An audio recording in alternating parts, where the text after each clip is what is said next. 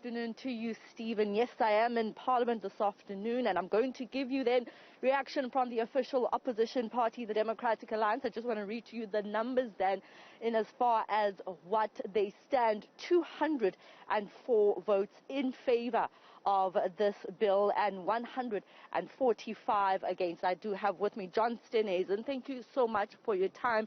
Your team has been working extensively over the years, involved in that ad hoc committee with several extensions to the deadline, but eventually we got to the stage today.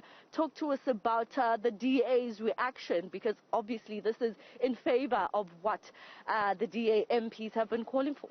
Yeah, well, I think it started with a bang and it ended with a whimper. I mean, the ANC just barely able to scrape over a simple majority, never mind getting anywhere near a majority. I think it's a good day for South Africa. The Constitution remains intact, and hopefully now we can do two things. We can draw a line under the uncertainty that has been undermining our economy and property rights in South Africa, and secondly, get to grips with the real impediments to land reform in South Africa. Start really focusing on the things that are going to make a big difference to actually see land being handed over to people who deserve to have that restitution, to ensure that we can have a more equitable landscape in terms of land ownership in South Africa.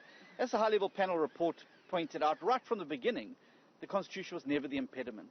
So now it's time for Parliament and parties to get serious about what do we do to address the inequality that still exists at the ownership of land, and what are the real things we can get to grips with, dealing with corruption and maladministration, dealing with backlogs, making sure we put resources into land reform. It's seldom been over 1.4% of the budget.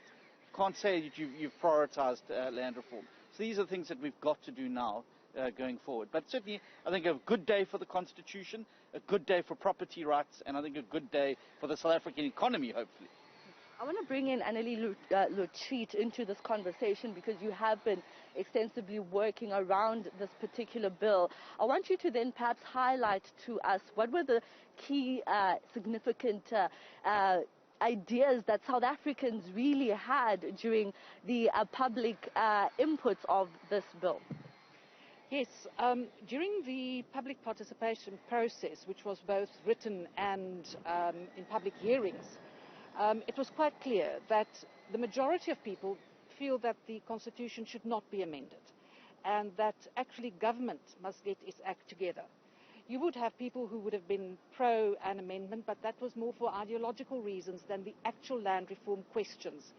So I think we stood up for the will of the people today. We expressed what they were saying, and as such also the process to a large extent was flawed, because those people's views were not taken into account by the committee and the reports. And today sanity prevailed, and we are all very relieved. As John says, our Constitution and property rights remain intact. All right, thank you so much for your time. The Democratic Alliance giving us reaction outside Parliament.